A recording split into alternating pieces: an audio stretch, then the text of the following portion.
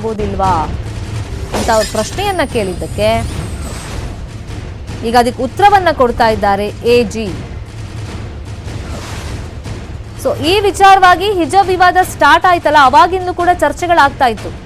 ಈ ಧಾರ್ಮಿಕ ಹಕ್ಕು ಅಥವಾ ಸ್ವಾತಂತ್ರ್ಯ ಅಥವಾ ಆಚರಣೆಗೆ ಕಡಿವಾಣ ಹಾಕುವಂತ ಒಂದು ಅಧಿಕಾರ ಸಂವಿಧಾನದಲ್ಲಿ ಸರ್ಕಾರಕ್ಕೆ ಇದೆಯಾ ಇಲ್ವಾ ಅಂತ. ಕೆಲವರು ಹೇಳ್ತಾ ಇದ್ರು ಸರ್ಕಾರಕ್ಕೆ ಇದೆ, ನಿರ್ಬಂಧ ವಿಧಿಸಬಹುದು. ಯಾವ ಟೈಮ್ನಲ್ಲಿ? ಸಾರ್ವಜನಿಕ ಸುವ್ಯವಸ್ಥೆ ಹಾಳಾಗುವಂತ ಟೈಮ್ನಲ್ಲಿ, ನೈತಿಕತೆ ಪ್ರಶ್ನೆ ಬಂದಾಗ, ಜೊತೆಗೆ ಆರೋಗ್ಯದ ವಿರುದ್ಧವಾಗಿದ್ರೆ ಕೆಲವೊಂದು ಆಚರಣೆಗಳು, ಆ ಟೈಮ್ನಲ್ಲಿ ಸರ್ಕಾರ ಮಧ್ಯಪ್ರವೇಶ ಮಾಡಬಹುದು, ಕಾನೂನಲ್ಲಿ ಅದ್ರ ಬಗ್ಗೆ ಉಲ್ಲೇಖ ಇದೆ ಅಂತ. ಸೊ ಅದನ್ನೇ ಇವತ್ತು ಎಜಿ ಪ್ರಭುಲಿಂಗ ನಾವಜಿಗಿಯವರು ನ್ಯಾಯಪೀಠಕ್ಕೆ ಹೇಳ್ತಾ ಇದ್ದಾರೆ. ಈ ಸರ್ಕಾರ ಮಧ್ಯಪ್ರವೇಶ ಮಾಡಿಬಿಡ್ತು, ಏಕಾಏಕಿ ಹಿಜಾಬ್ ತೆಗೆದು ಬರಬೇಕು ಅಂತ ವಿದ್ಯಾರ್ಥಿನಿಯರಿಗೆ ಹೇಳ್ತು ಅಂತ ಮೊನ್ನೆ ಅರ್ಜಿದಾರರ ಪರ ವಕೀಲರು ವಾದ ಮಂಡನೆ ಮಾಡ್ತಾ ಇದ್ರು. ಸರ್ಕಾರ ಹಂಗೆ ಮಧ್ಯಪ್ರವೇಶ ಮಾಡಕ್ಕೆ ಬರಲ್ಲ, ಜೊತೆಗೆ ಈ ವಸ್ತ್ರ ಸಂಹಿತೆ ನೀತಿಯನ್ನ ತರಬೇಕು ಅಂತಂದ್ರೆ ಅದಕ್ಕೆ ಅದರದ್ದೇ ಆದ ಕಟ್ಟುಪಾಡುಗಳಿದೆ, ಪ್ರೊಸೀಜರ್ ಇದೆ, ಅದೆಲ್ಲ ಸರ್ಕಾರ ಉಲ್ಲಂಘನೆ ಮಾಡಿದೆ ಅಂತ ಅರ್ಜಿದಾರರ ಪರ ವಕೀಲರು ಹೇಳಿದ್ರಲ್ಲ, ಅದಕ್ಕೆ ಒಂದೊಂದೇ ಉತ್ತರವನ್ನ ಇವತ್ತು ಎಜಿ ಪ್ರಭುಲಿಂಗ ನಾವಜಿಗಿಯವರು ಕೊಡ್ತಾ ಇದ್ದಾರೆ.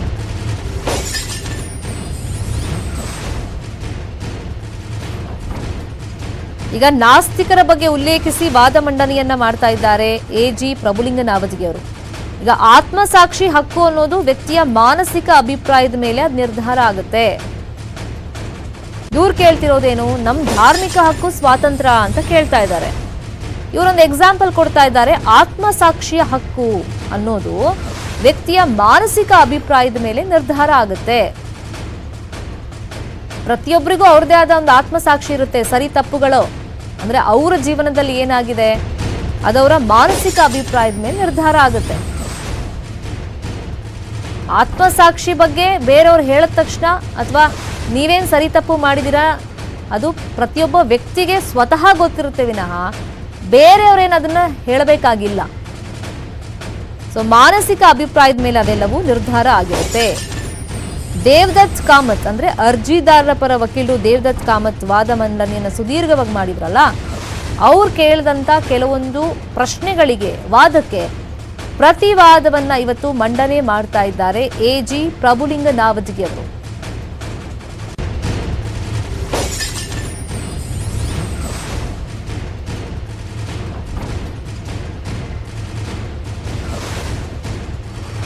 ಸೊ ಈಗ ಸರ್ಕಾರಕ್ಕೆ ಮಧ್ಯಪ್ರವೇಶ ಮಾಡುವಂತ ಹಕ್ಕು ಯಾವಾಗಿರುತ್ತೆ ಈ ಸಂವಿಧಾನದ 25 ವಿಧಿಯ ಪ್ರಕಾರ ಅನ್ನೋದ್ರ ಬಗ್ಗೆ ಎಜಿ ಅಲ್ಲಿ ಉಲ್ಲಂಘನೆ ಮಾಡ್ತಾ ಇದ್ರು. ಅವಾಗ ನ್ಯಾಯಪೀಠನೂ ಕೂಡ ಒಂದಿಷ್ಟು ಪ್ರಶ್ನೆಯನ್ನು ಅವ್ರಿಗೆ ಕೇಳಿದೆ. ಸೊ ಅದಕ್ಕೆ ಉತ್ತರವನ್ನ ಇದೀಗ ಪ್ರಭುಲಿಂಗ ನಾವಜಿಗಿ ಅವರು ಕೊಡ್ತಾ ಇದ್ದಾರೆ. ಅದಕ್ಕೊಂದು ಎಕ್ಸಾಂಪಲ್ ಕೂಡ ಅವ್ರು ಕೊಟ್ಟರು, ಕೋವಿಡ್ ಸಂದರ್ಭದ ಎಕ್ಸಾಂಪಲ್. ಧಾರ್ಮಿಕ ಕೇಂದ್ರಗಳನ್ನ ಯೂಶಲಿ ಮುಚ್ಚೋದಿಲ್ಲ, ಎಲ್ಲವನ್ನೂ ಕೂಡ ಏಕಕಾಲಕ್ಕೆ. ಆದರೆ ಕೊರೋನಾ ಬಂದ ಮೇಲೆ ಏನಾಯ್ತು, ಪ್ರತಿಯೊಬ್ಬರ ಆರೋಗ್ಯದ ಹಿತದೃಷ್ಟಿಯಿಂದ ಅದಕ್ಕೆ ಮಹತ್ವವನ್ನು ಕೊಟ್ಟು ಧಾರ್ಮಿಕ ಕೇಂದ್ರಗಳನ್ನ ಮುಚ್ಚಲೇಬೇಕಾಯಿತು.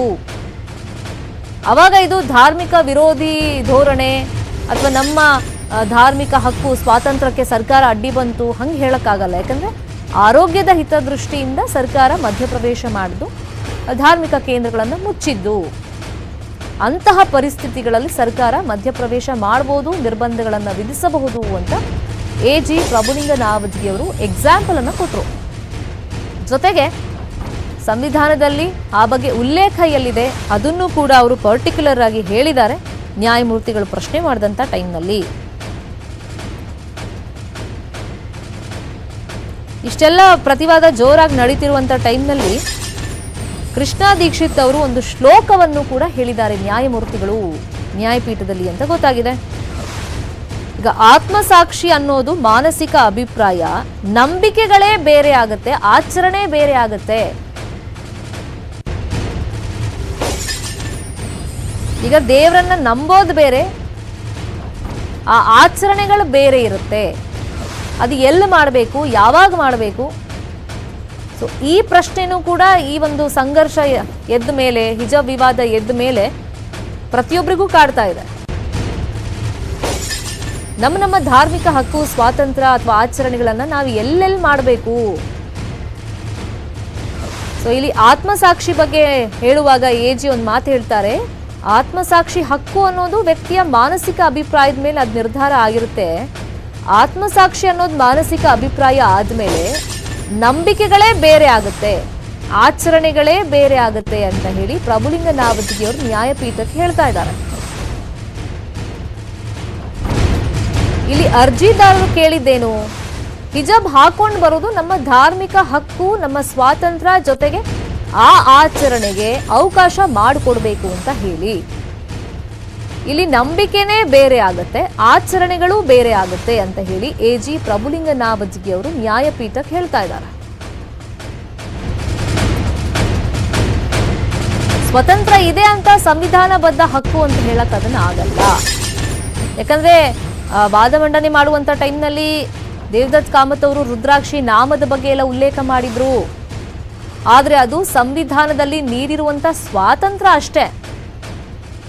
ಸ್ವತಂತ್ರ ಇದೆ ಅಂತ ಹೇಳ್ಬಿಟ್ಟು ಸಂವಿಧಾನಬದ್ಧ ಹಕ್ಕು ಅಂತ ಅದನ್ನ ಹೇಳಕ್ಕಾಗಲ್ಲ.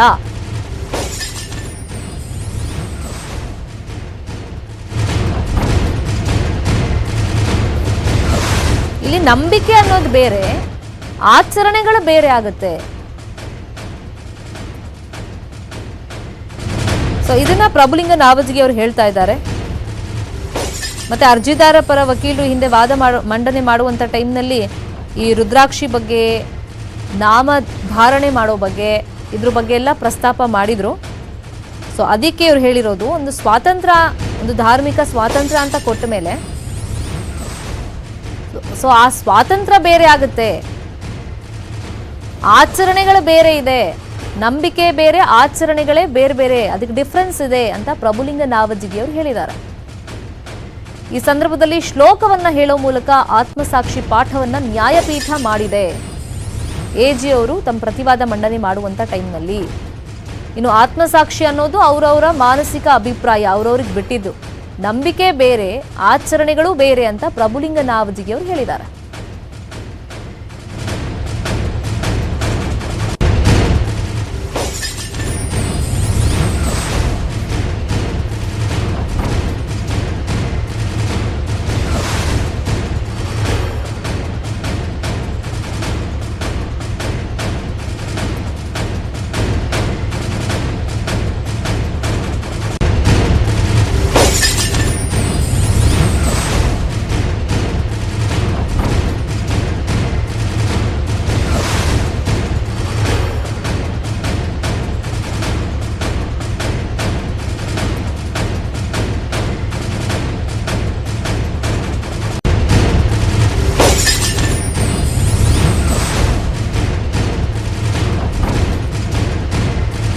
ಈಗ ಕೆಲವರಿಗೆ ಯಾವುದೇ ಶಕ್ತಿ ಮೇಲೂ ಕೂಡ ನಂಬಿಕೆ ಇರೋದಿಲ್ಲ, ಕೆಲವರು ನಂಬೋದೇ ಇಲ್ಲ.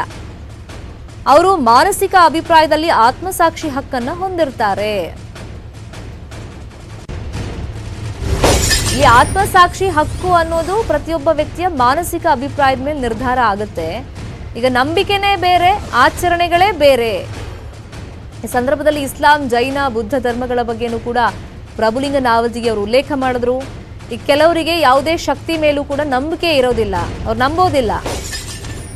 ಅವರು ಮಾನಸಿಕ ಅಭಿಪ್ರಾಯದಲ್ಲಿ ಆತ್ಮಸಾಕ್ಷಿ ಹಕ್ಕನ್ನ ಹೊಂದಿರ್ತಾರೆ. ಅಂದ್ರೆ ಒಬ್ಬ ವ್ಯಕ್ತಿ ಯಾವುದೇ ಪೂಜೆ ಮಾಡದೇ ಇದ್ರೂ ಕೂಡ ಆತನಿಗೆ ಸಂವಿಧಾನ ರಕ್ಷಣೆಯಲ್ಲಿ ಆತ ಇರ್ತಾನೆ ಅಂತ ಆಯ್ತಲ್ಲ ಅಂತ ನ್ಯಾಯಮೂರ್ತಿಗಳು ಕೃಷ್ಣ ಎಸ್ ದೀಕ್ಷಿತ್ ಅವರು ಪ್ರಶ್ನೆಯನ್ನ ಮಾಡಿದ್ದಾರೆ. ಯಾಕಂದ್ರೆ ಎಜಿ ಪ್ರಭುಲಿಂಗ ನಾವದಗಿ ಅವರು ಹೇಳಿದ ಒಂದು ಪ್ರತಿವಾದದಲ್ಲಿ ಅವ್ರ ಪಾಯಿಂಟ್ ಹೇಳೋದು, ಕೆಲವರಿಗೆ ಯಾವುದೇ ಶಕ್ತಿ ಮೇಲೂ ಕೂಡ ನಂಬಿಕೆ ಅನ್ನೋದೇ ಇರೋದಿಲ್ಲ, ಅವರು ಮಾನಸಿಕ ಅಭಿಪ್ರಾಯದಲ್ಲಿ ಆತ್ಮಸಾಕ್ಷಿ ಒಂದು ಹಕ್ಕನ್ನು ಹೊಂದಿರ್ತಾರೆ ಅಂತ. ಅಂದ್ರೆ ಒಬ್ಬ ವ್ಯಕ್ತಿ ಯಾವುದೇ ಪೂಜೆ ಪುನಸ್ಕಾರ ಮಾಡದೇ ಇಲ್ಲ ಅಂತ ಹೇಳಿದ ಮೇಲೆ ಆತನಿಗೆ ಸಂವಿಧಾನ ರಕ್ಷಣೆಯಲ್ಲಿ ಆತ ಇರ್ತಾನೆ ಅಂತ ಆಯ್ತಲ್ಲ ಅಂತ ನ್ಯಾಯಪೀಠ ಮರು ಪ್ರಶ್ನೆಯನ್ನ ಮಾಡಿದೆ. ಈಗ ಆತ್ಮಸಾಕ್ಷಿ, ನಂಬಿಕೆ, ಆಚರಣೆಗಳ ವಿಚಾರದ ಬಗ್ಗೆ ಪ್ರತಿವಾದ ಮಂಡನೆಯನ್ನ ಪ್ರಭುಲಿಂಗ ನಾವದಗಿ ಅವರು ಮಾಡ್ತಾ ಇದ್ದಾರೆ. ಒಂದು ಶ್ಲೋಕವನ್ನು ಕೂಡ ಈ ಸಂದರ್ಭದಲ್ಲಿ ಆತ್ಮಸಾಕ್ಷಿ ವಿಚಾರ ಅಂತ ಬಂದಾಗ ನ್ಯಾಯಪೀಠ ಅಲ್ಲಿ ಹೇಳಿದೆ. ನಂಬಿಕೆ ಬೇರೆ, ಆಚರಣೆಗಳು ಬೇರೆ. ಕೆಲವರಿಗೆ ಯಾವುದೇ ಶಕ್ತಿ ಮೇಲೂ ಕೂಡ ನಂಬಿಕೆನೇ ಇರಲ್ಲ, ಅವ್ರು ನಂಬೋದೇ ಇಲ್ಲ ಯಾವುದೇ ಶಕ್ತಿಯನ್ನು.